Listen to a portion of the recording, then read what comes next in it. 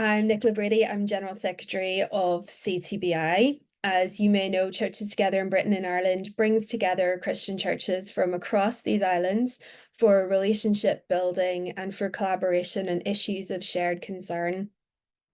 And one example of that work is what we do together with other partners through the Church's General Election website. We're going to be providing the link to that website for you in the chat. And this is where you can follow what's happening around the general election in the news section, where you can publicize local hustings events you're organizing or express an interest in partnering with others in these type of events, and share and access resources on a wide range of issues. We've been really encouraged to the website since it went live from local churches and other partners. Concerns about the tone and content of political debate have been a major theme in our ecumenical conversations, and it's really heartening to see local churches getting involved, bringing our shared values into the public square and raising awareness from our pastoral experience about those issues of social justice and inclusion that matter to people in our local communities. This morning's webinar, in partnership with JPIT and colleagues from national ecumenical bodies and member churches, is focused on the resource about hosting a hustings. We wanted to offer an opportunity for sharing and to help address any questions that you might have. So we're going to have a range of different speakers this morning. We're going to hear from Steve Tinning around the question of why we might want to host a hustings, from David Bradwell from the Church of Scotland about the different formats of hustings that are possible and what's involved in those different types of events. Gethin Rees from Catene will talk to us about the rules around hustings and share some experiences from what's been done in the past. And then we'll have an opportunity for questions and answers guided by Sienna from the Joint Public Issues team. It's a very packed hour, so there are a few things that you can do for us to help things run smoothly. First of all, to ensure that you remain on mute unless you're called on to ask a question. We are recording the webinar, and that is because we've been asked if we can share the discussions, the content of the presentations with those who are unable to attend this morning. So that's the purpose of the recording. Again, if you have any questions about that, just let us know. And if you could type your questions for the speakers and for the team in the chat as we go along, that would help us to group the questions and to be able to post links and any other information you might be looking for. So thank you again for being with us and for your contributions. And with that, I'll hand over to Steve to take us on to the next part of the conversation. Thank you. Thank you so much, Nicola, for your welcome, and thank you everybody for your attendance. I imagine some of you are here because you're already deep in the throes of planning your hustings, and some may have not yet decided whether it's for you, and some may have started the process and you're already questioning the wisdom of that decision because of some of the complexities that no doubt you're facing, and we'll come on to cover later in the webinar. But to kick us off, I just want to encourage you to keep going and to remind us all of the values of holding hustings in these election periods. The first thing that I'd say is that it gives us an opportunity to show hospitality. Churches are regularly using their buildings as places of welcome and hospitality, and hustings are just another of these opportunities. You know, by their very nature, hustings should be gatherings of people of difference, and intentional safe spaces where people of difference can come together are a rare and desperately needed opportunity in this time of growing toxic polarization. So hospitality in such environments, excuse me, is is key. Hustings are places in which we can model, the love and the welcome and the value of all people, whoever they are and whatever views they hold. So if you are holding a hustings, please do give time to consider your welcome, both to the candidates but also to the public, and try to recruit a hospitality team. Do the tea and coffee thing well, and perhaps make a statement of appreciation to all the candidates for their willingness to stand for public office. It's a role that often comes with personal risk and sacrifice, and certainly opens you up to intense scrutiny and criticism. But ultimately, it can see the lives of those struggling for whatever reason changed for the better. So it gives us that opportunity to show hospitality. But secondly, it enables respectful debate and dialogue. And the key word here, obviously, is respectful. A lot of that hospitality can get somewhat undermined if the event descends into chaos. And perhaps some of the televised debates, not just in recent days, but over the years, have reminded us of the importance of curating an environment of mutual respect that honours all those willing to stand as candidates and all those willing to come out to engage. As the organiser of a hustings, you get to set the rules, within certain key parameters that Gethin's going to help us with later, set by charitable and electoral law. So do think about what expectations of conduct that you want to set, both for the candidates themselves and for the attending public. But lastly, the hustings are there to serve the common good. Bluntly, the hope is that members of the public feel their questions and concerns have been heard and addressed, that everyone leaves having learned things about the candidates and their policies that they didn't know before, that they will be clearer about who they want to vote for and why, and that the candidates will feel it was a good use of their time being there and that they managed to get their perspectives heard. If that can be achieved, and it really can be, I hope you can sleep well afterwards knowing that your church has served the community well. I just want to put it in the words of another minister, and called Tim Clark, who's held hustings in the past. He said, "I would encourage people to organise hustings. It is well worth it. You will need a team of cross-church people to make it work well. Start planning as early as possible. And once you've had the main party in an area committed, the others will fall over themselves to come along." There's a good bit of advice for you. The candidates generally really appreciate the opportunity. It's a good opportunity to show that churches and Christians are interested and engaged in the wider world. It's a good witness. The image on this slide is of a hustings that I was involved in 2019. It was a winter election, if you remember, and this was at the end when we were giving each candidate a pair of gloves to bless them as they went about their door knocking. But it really was another step on a journey of building good relationships with the MP that emerged from that election. A well-run hustings that values hospitality, impartiality, respectful dialogue, and positive outcomes for the common good will be an excellent foundation on which your church can build after the election, when the dust has settled and when an MP has emerged, when your church, God willing, will be looking to build a positive and purposeful relationship with your MP going forward. Anyway, you may or may not be aware that there are many formats that you can choose from when you're planning your hustings, with different advantages and disadvantages. I'm going to hand over to David Bradwell from the Church of Scotland now. He's going to run through some of them for us. David. Hello, everybody. Thank you. Thank you, Steve. I'm afraid I'm not a Baptist minister. I don't have a PowerPoint with 3 bullet points on it. I'm afraid you're just going to have to hear me talking.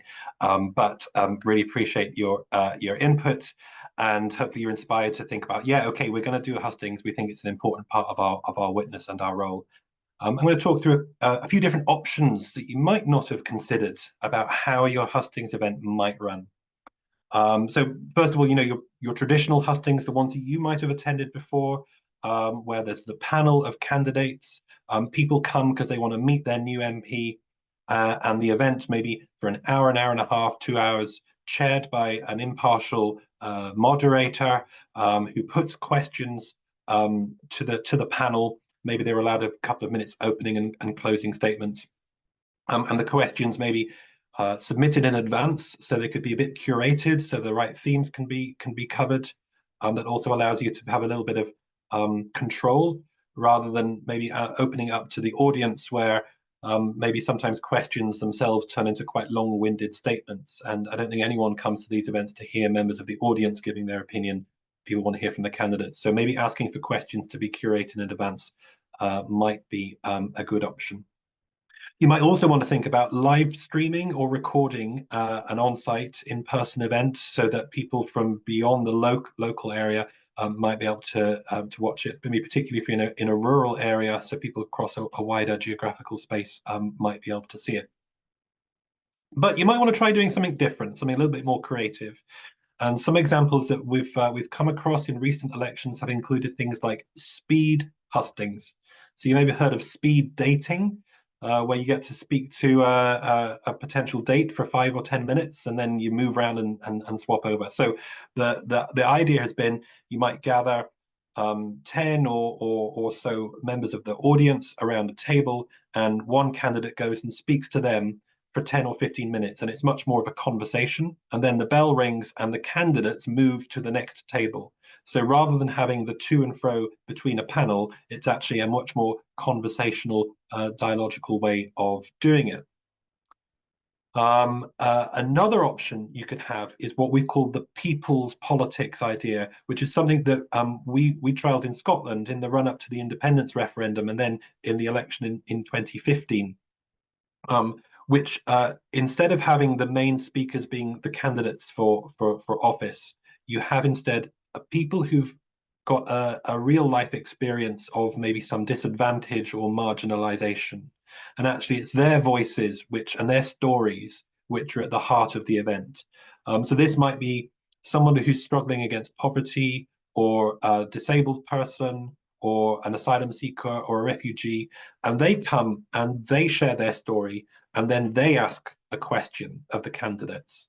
And then the conversation is curated by the moderator to have a dialogue facing some of these really crucial, challenging issues for the people perhaps the church wants to put front and center of the campaign, but for which maybe the national parties and the media won't always cover.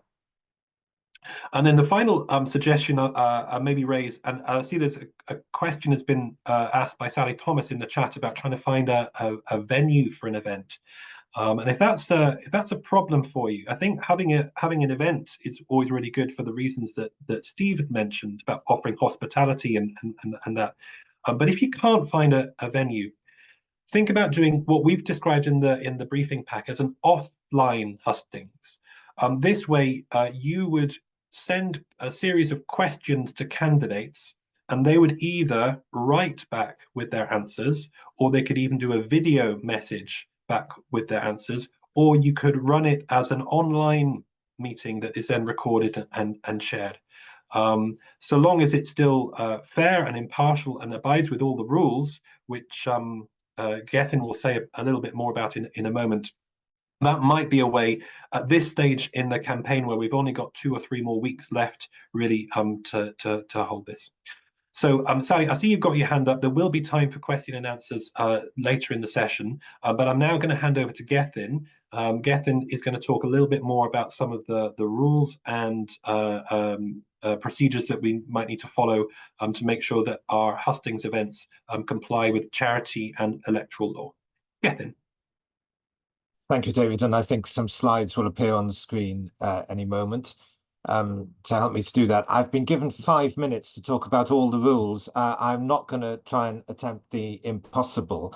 I'm going to deal with what is, in my experience, the most common question, and indeed was the first question in our chat today, which I think confirms my instinct that it is the most common question, which is, do we need to have all the candidates there in order to proceed? Now, I've given you the link there, and it's in the material that is on the websites of CTBI and JPIT and CTBI and a number of other organisations, to the Electoral Commission, which is the definitive guidance. Let me first of all say there are 2 ways of avoiding the question. The first is to run hustings in any of the formats Dave has just referred to, which are thematic rather than constituency based. And lots of organizations outside the churches do this. So they'll have one on wildlife or on climate change or on refugees or on any number of issues, many of which may well be of great interest to churches, and churches will wish to get involved. Now, if your hustings are thematic and not constituency based, you need to show you've got impartial reasons for choosing which parties you invite. For example, the parties that were represented in Westminster at the dissolution, or the parties that were elected at the last election. And those are not the same, of course, because various MPs changed parties during the Parliament. If you do things this way, you must tell the people who come to represent their parties that they are not to refer to their own constituencies where they are standing. You'll see this on the BBC and on ITV and other television channels at the moment, that they'll be interrupted by the presenter if they start to say, well, in Bristol West or, in Little Snodding North East, this and this, and they'll be told not to do it. And the TV companies will have the wherewithal, of course, to put a list of all the candidates in that seat up on the screen. Now, we don't have that wherewithal. So you must tell those representing that they must stick to their national policies and not to local things. But it avoids the question about all the candidates in a particular area because you're not covering a particular area. Then the second way is indeed, as our notes recommend, to organise non-selective constituency hustings. That is, you must invite all the candidates. That doesn't mean they all have to turn up. Obviously, you can't compel them. And if they say, we'd prefer not to, then you need to consider whether or how to proceed. And also, if there are candidates who are not there and you know in advance, offer them the chance of reading out, say, a 2-minute statement on their behalf, so that at least their voice is heard and their presence on the ballot paper is flagged up to the audience at the meeting. So whether to proceed? Well, it does depend who's missing, obviously. In the previous slide, we heard about from Tim Clark about the main party in the area, but I'll have a qualification on that in a moment. It is true that if the party that's seen as the front runner doesn't come, that may reduce the incentive for other candidates to come, and it may reduce the incentive, more importantly, for an audience to turn up if they're not going to hear from the person perceived as the main candidate. On the other hand, there may still be great value. I went to one in the last election in Cardiff Central, a seat that no longer exists in that form, where the sitting MP refused to come, saying she'd rather be on the doorstep talking to individual voters. But the debate we had was actually a very good debate. And I felt it was worth doing even so. Next slides, please. Now, I'm sorry, there's rather a lot on this slide. It's taken directly from the Electoral Commission advice. There is a difference between electoral law and charity law, for those of you who want to get into the weeds of this. Halfway down that slide, it says this: it can be justifiable for a charity to hold a selective hustings. That is where you do not invite everybody, not where people refuse to come or simply don't reply, but where you decide in advance that there are some candidates who you really don't want speaking on your church premises, maybe because of their views or whatever. However, the Electoral Commission's view is if you decide not to invite a party or candidate on the basis of their views or policies, this is not an impartial reason in the sense that we've defined in this guidance, the Electoral Commission's guidance. The hustings would therefore be selective. Now, if you then go ahead during what they call a regulated period, that means now, then the spending will be regulated and will count as regulated spending towards your total as an organisation in the relevant part of the UK. Now, hustings are not usually expensive, so that shouldn't probably be a problem, but you do need to keep a record of every penny you spend, every jar of coffee, every pint of milk that you buy for the refreshments and so on. You do need to keep a record of it in case it's asked for. And the candidates who do attend may also need to put it on their election returns expenses. And you must be honest with them about that, because they're not allowed to run up huge bills. And therefore, they may respond differently to your invitation if you let them know that. Now, all this is in writing in much more detail in the material that is on the website. And I do encourage you to go there if you're having difficulty getting all the candidates to attend, or if you're in difficulty about certain candidates being people you simply don't want on your church premises. And the next slide. The other question I'm most often asked isn't really about a rule, it's about, should we go ahead with the hustings when we live in a safe seat? Everybody knows what the result will be in our constituency. And I want to say this time that probably isn't true to start with. There are boundary changes that mean it's very difficult to work out what the result would have been in your constituency last time. And secondly, I haven't put this on the slide, but if the polls are to be believed, certainly any seat held by the current government is probably not safe at the moment, and that's well over half the seats. So on this occasion, I'm not certain that you can know that you're in a safe seat, but even so, here in Wales, we do have seats where it's generally assumed that the result is known in advance. So I'd remind you that there are often surprises in the campaign. In 2017, in the seat where I lived, it was obvious who was going to win, except they didn't. It was another candidate who won.